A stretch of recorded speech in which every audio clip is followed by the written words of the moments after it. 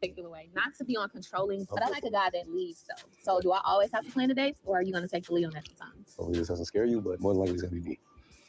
No, he definitely said more than likely it's gonna be me. Which means he ain't gonna be doing it. Anyway, I want to say this: red flag on the play, red flag on the play. Where's my knives? Let's get this going.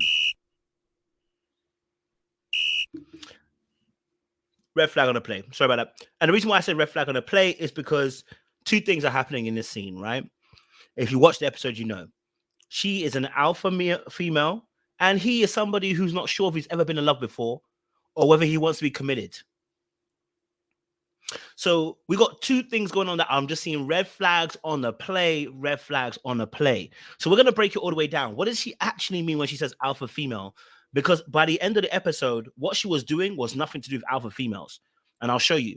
And for him not being sure whether he can be committed, him not sure whether he's been in love with, whether he's been in love before, I'm like, oh, I don't know if I believe you. You know what I mean? Like, I'm not sure whether you've actually been in love before. And the fact that you're not sure yourself, yeah, I mean, maybe there's a bit of disconnect between you and your emotions that we need to discuss. All right. So we're going to break it all the way down. But before we do me a massive favor. We really are trying to push to get ourselves to 100K. I want to put out some really great content. You guys asked me to review Love Experiment. So please pass it on to somebody else. Pass it on to the castmates. I would love to be able to interview them by the end of the season. I've got some catching up to do because there's 3 episodes now. And I would love to be able to break down a lot more of these episodes. So do me this massive favor, like, share, subscribe to the channel, click on that bell button, click on the black bell button. That will allow you to be notified whenever I go live, whenever I upload, and any community posts as well. And when we do members lives as well, right? And if you haven't done so as well, join the membership. Why? It's £1, it's $1. And we do our membership lives every other week. I believe we have one coming up this Tuesday. And I think we're going to talk about some real things about healing, coaching, and just being able to just have some real conversations. So if you're about and you're ready for that, get involved with that as well. So baby, it's going to be tough out here. If for those of you who are returnees, you already know what it is, baby. You got the minerals. You got the minerals. Stay hydrated. All right, cool. Let's get into this video. I've already wasted 2.5 minutes. I want to keep this under 10. Ain't going to happen, but we going to try anyway. Let's get into this. And let's start from the very, very beginning, because I think that's where we need to start, right? I want to start a little bit of a background with Tamara and what she is. I am Tamara. I am a flight attendant, but I'm also an entrepreneur. I own my own clothing boutique. So I don't really look to a man to provide for me. I can take care of myself. I just want. Okay, so first thing she said, listen, hey, look, I make my own money. I don't look to a man to provide for me, which is cool. I'm not mad at that. But the fact that they had that as a soundbite, usually it sounds almost like I don't need a man. You know, listen, and I get it. I think, but the reason why I'm saying that is because I'm looking at her behavior later on, and I'm now paying far more attention to that particular statement. See, if her behavior was on point later on, I'd have been like, all right, cool. But when I'm seeing certain behaviors, I'm like, yeah, that's why you mentioned it, what you did at the beginning. You don't need no man. Basically, what you're saying is you don't need no man. What you're saying is I can stand on my own 2 feet. But what you're also saying is potentially you probably have never been protected. Potentially you've never had a man that's actually stood over you and actually put his arms around you and said, I've got you emotionally, mentally, physically, spiritually, sexually. You probably never, you might have rarely encountered that, and you might have been hurt far more times than you've actually been protected. And therefore you have learned how to protect yourself. Hence why that rhetoric normally comes in. You know what I mean? So that was the first thing I noticed. I was like, oh, baby. I said, are you hurt? Or are you really truly just an independent person? And I guess obviously we kind of a little bit find out a little bit about the hurt, because it actually does come up a little bit later on. She mentions when they're choosing who they want to be dating, some interesting points. So let's have a look at what she says over here. Tamara is up next. In my past relationships, I got cheated on, and when that happened, my walls went up. So in order there we go. for me to trust a guy, I need a guy to be. Now we're gonna get there in a second. I don't want to go too far. What did she let us know straight away? She said, "Listen, hey, in the past, I've been hurt, so my walls went up." And look, let me be very honest with you. All of us have been hurt in the past, and so our walls have all gone up in different areas. And for women, when we start saying when we start saying women are appearing masculine, not necessarily physically, but emotionally, in terms of closed off, what it really means is there's been a disconnect. There's been some pain. There's been some hurt. Something has happened in past relationships, right? And usually where there is pain in actual relationships in the present, there's also pain in parental relationships as well. And that's where they connect. The parental pain that exists as a wound in that child that grows up to be an adult, the wound doesn't get healed, it's still the same, connects with present moments where the person gets hurt. And so when she says, I'm an alpha female, I'm really hearing, I like to be in control, and I like to have things the way that I want it to have, and I like my independence, and I don't like being told what to do. And you're not going to tell me what to do. I'm going to do whatever I want to do. Why? Because that is an appearance of power, but it's also the feeling of control. Having the ability to tell someone, you're not going to control me, I'm going to do whatever I want to do, is an ability to control. And that aspect keeps that person safe, because in other realms, they have not been kept safe because they've had no control. Do you get it? So that's why I said I place more emphasis on the alpha female comment now, because when I go back and I hear some of these things, I'm like, oh, now I want you to listen to this very, very carefully, because some of you might be identifying with this as well. Listen to this. Persistent. I like a guy that continuously shows me every day that he wants me a part of his life. Oh my God. Wow. I like it. And now listen, on its own, it's nothing. But after you told us, that's in direct after she's told us about how she has her walls up and a man obviously has cheated on her. And then she goes on to say about how she wants someone to basically every single day let her know that she wants to be part of life. Now, I'm going to be honest with you, right? That sounds like an anxious attachment. When somebody wants to know every single time, do you love me? Kiki, are you know what I mean? Like you want to know every single day that person cares about you and loves you. Now, of course, you know, we don't want you to feel like you're not being loved, but the reality of the situation is no one's going to do it every single day. And the way they do it is through their actions, their consistency. You know, it doesn't always mean they're going to say, I love you. It doesn't always mean they're going to do the most grandest gestures. Okay. You get to a place in a relationship where you can trust that person's love because it doesn't require them to prove it every single time that they love you. Right, but I feel like that's where she is. She's gonna that anxious attachment is gonna make that person, because of the anxiety of somebody pulling away or leaving her or abandoning her or cheating on her. She wants to know every single time, do you love me? Do you love me? Do you love me? Do you love me? Do you love me? Do you love me? Now, she might not say it like that, but her behaviors are gonna come out. They can come out real toxic. Actually, the behaviors, they can come out real bad in terms of control, and that person won't understand. But really what she's saying is, I want to know you love me. For instance, she might be like, I need to call you 5 times in a day. You're like, whoa, why? But for her, due to her nervous system is reacting to the scenario and the situation and events that she's in. And so in order for her nervous system to calm down, she needs to be called several times for the day to know that you still care about her. That's the anxious attachment I'm talking about. And when she says she needs reassurance every single day, I was like, yeah, that sounds like it. It's not guaranteed. I'm just saying it sounds like it.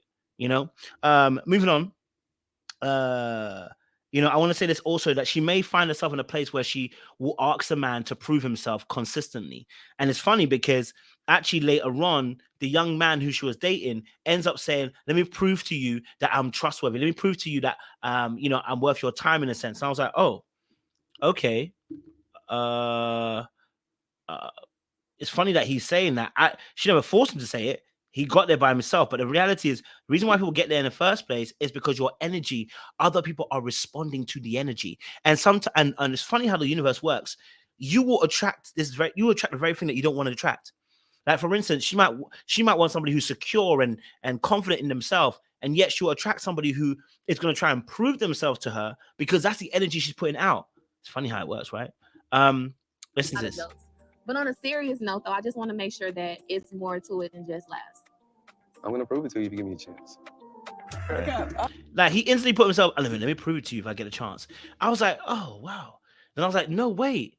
It's funny because he's actually doing something. He doesn't realize subconsciously he's responding to her subconsciously.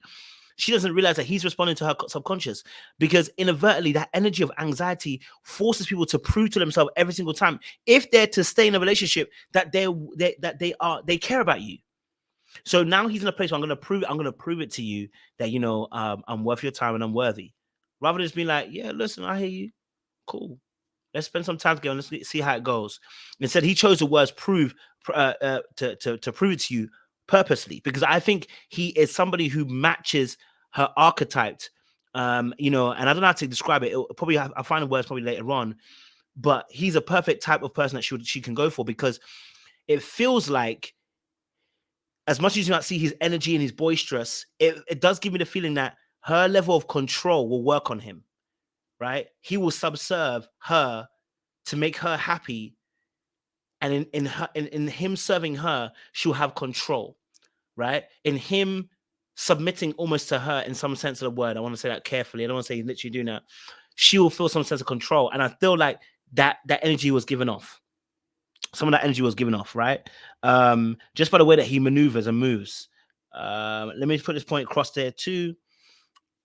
There was a part where she asked a question about do you plan dates? And I was like, why did she ask it in that way? Do you plan dates? Why didn't she ask when's the last time you plan dates? And the reason why I say that is because when you want to ask a question, when do you plan dates? That's a yes or no. It's not very open, and a person can really easily lie. And I'm sure some people can lie in the other question too. But if you say when's the last time you planned dates? What did you plan? So when did I plan? Oh, I planned it last year. Oh, what did you do? Then you get the person to open up and say, oh yeah, I planned this, and you'll get to really know if the person is a planner or not. I'm gonna be honest with you. I'm not the most amazing planner. I can plan a thing or two. I'm not the most amazing planner. I'm not gonna lie to you and try to cap and be like, yeah, I'm an amazing planner. I'm not. Okay, I'm not. I can work on it, but I'm not. And then working on the aspect of red flags. I put down he's proven himself. He took time for commitment. That was another thing that he did, and I want to get the notes for that. Hopefully, you can see what I meant there. Yes, okay, fantastic. I got a clip here. Right when they asked him about commitment, this brother laughed, and the reason why he said, "Oh, I was just thinking about it," and I was thinking about something. I was like, "Yeah, okay, Tony, okay, Tony." Oh, black woman who can handle hers, who can also handle me. Would you say you're ready for a commitment? What's so funny? You're not ready for the commitment. Okay, now what he was talking about before he got to a point of commitment, he was talking about he wants a strong black woman to listen. When someone starts saying strong black women, just know that they probably grew up with a single mother, and they want. I don't want a strong black woman. I know what that entails. I do not want a strong black woman. No, I'm sorry. I want someone. I want someone who can stand on 2 feet, who's independent but can be interdependent. Yeah, but a strong black woman's trope usually ends in bad for both of us.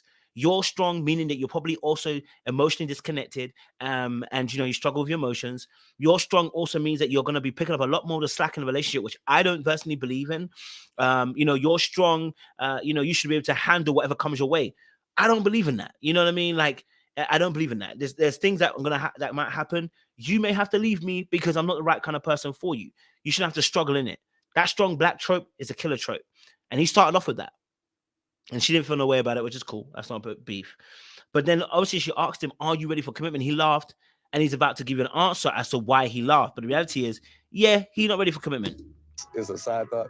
I need him to communicate now, because this is either going to make or break my decision to send him home. I'm ready for a commitment. Like a commitment. Actually, let's be 1,000. Now he's going to explain. You see how he wasn't even sure? Then he's going to now go and explain something about commitment, because he doesn't even know what love really is. So he doesn't know if he can be committed or not. Red flag, red flag.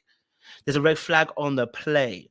Okay, all right. There's a red flag on the play because he's not sure if he can actually even love. So you're not sure you can commit? I'm learning what even that means because I don't know. Have you been in love? I feel like I have. Right. But like the rom-com stuff, I have not had. Now, the language you use, the rom-com stuff, is quite alarming. The rom-com stuff. What rom-com stuff? Love is not rom-com. And that's why I know that he's never been in love. Because describing it as a rom-com tells me that you've not been in love. To give your heart out and you describe it as, I've never had a rom-com love. Yeah, he might even be a virgin at this rate. He might even be a virgin at this rate. And I wouldn't be bashing him if he was. I'm just being real. He's giving me that kind of vibe. Almost there's a little bit of a naivete in there. You know what I mean? All the energy he's giving me, but it feels like he might even be a virgin. You know what I mean? No, he probably isn't, but I'm just saying, But yeah, if you're committed and you start laughing at that point where they're asking you, are you a committed kind of person? You're kind of selling a wrong message to that person, right? And then we find out he's not really in love, And then later on, he goes to ask for a kiss. I was confused. I was like, wait, hold on, red flag. Why are we asking for a kiss, sir? We can't even do commitment. Why are we rushing into a kiss for? We can't even do commitment. Why are you percolating your lips? I need to zip your lip. Big computer. Zip your lip, close your beak, turn your cheek. You don't need to kiss anybody. Yeah, we're here for love. Close your beak, turn the other cheek, and close them and don't say anything. You understand what I'm saying to you? Like you can't establish the fact that you about commitment, and you're talking about kissing someone. I need you to pipe down. I'm gonna need you to leave that alone. That's a red flag for me because that's how the games start. Like people are rushing into things. You need to build an emotional connection, but you're rushing in to build a physical connection. You don't even know commitment and what commitment or love is. If you can be committed, sorry, or what love is, or if you ever been in love, sorry, I apologize. And you want to start kissing? Pipe down, sir. Pipe all the way down, sir. Pipe all the way down, sir. Now, something interesting happened in this situation because let me see it. She couldn't make a choice. Let's look at this. On those doors, the pressure is too much. I ain't feeling this no more. Cause what? I'm having to tap out. No, we're not doing this. So she said there was too much pressure to make a choice, basically. She had to make a choice whether she should let him go or choose someone new from the lobby. And the fact that she couldn't make that choice. Why? Because she's not an alpha female. You're an alpha female. You can't make decisions like this, whether he should go or stay, whether you want to cut him off or not. You're not no alpha. What you are is you like control, and you exercise that into a relationship and into your personality that I'm an alpha female. Now, you might have dominant traits. You might even be a little bit more assertive than the average woman, but you are not an alpha female because even when it comes to decision making, you are struggling. I ain't going to send him home. You couldn't even make a decision, babe. It's too much for me. I got to go. Well, then how are you calling yourself alpha? She's not an alpha. She is somebody who's been hurt, who lacks control, and who wants to implement control in a relationship to keep that person at bay, or I should say, to keep that person in a certain place so that she can know exactly what you're about to do. The knowing is what keeps her safe, and keeping your arms length is what keeps her safe. Her being able to control the narrative keeps her safe. You know what I'm saying to you? Her not allowing you in too deep keeps her safe. So I want to leave it there. I don't want to go too long. I'll do a part 2. If you want to hear part 2 of the her and Kenny situation, give me a comments down below and let me know your thoughts. But until then, please help us get to 100K. Subscribe to the channel if you haven't done so. Like it and share as well. And for those of you who are returnees, you already know what it is, baby. You'll get